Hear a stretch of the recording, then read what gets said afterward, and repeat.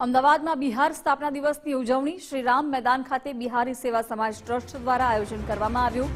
મુખ્યમંત્રી ભૂપેન્દ્ર પટેલ કાર્યક્રમમાં ઉપસ્થિત રહ્યા। પૂર્વ ગૃહ રાજ્યમંત્રી પ્રદીપસિંહ જાડેજા પણ કાર્યક્રમમાં હાજર રહ્યા હતા।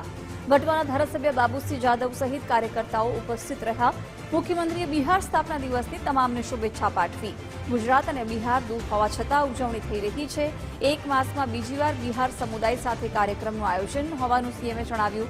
કહ્યું કે બિહારની નાલંદા અને ગુજરાતની વલ્લભ વિદ્યાપીઠ સૌથી પૌરાણિક છે।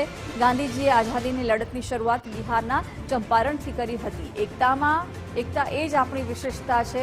ગુજરાત હંમેશા વિવિધ રાજ્યના લોકો સાથે રહ્યું છે।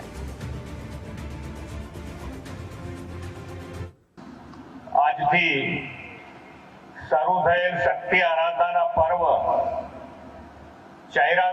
ચૈત્ર નવરાત્રિની આપ સૌને શુભકામનાઓ। બિહારનો સ્થાપના દિવસ અને તહેવારોની આટલી ધામધૂમથી ગુજરાતની ધરતી પર ઉમંગ અને ઉલ્લાસપૂર્વક આજે ઉજવાઈ રહ્યો છે। આજે એક જ મહિનામાં બીજી વાર બિહાર વાસીઓના આનંદ અને ઉત્સવમાં સહભાગી થવાની મને તક મળી છે। બિહાર અને ગુજરાત બંને રાજ્યો ઐતિહાસિક અને રાજકીય ચળવળોના પણ સાથી અને સાક્ષી રહ્યા છે।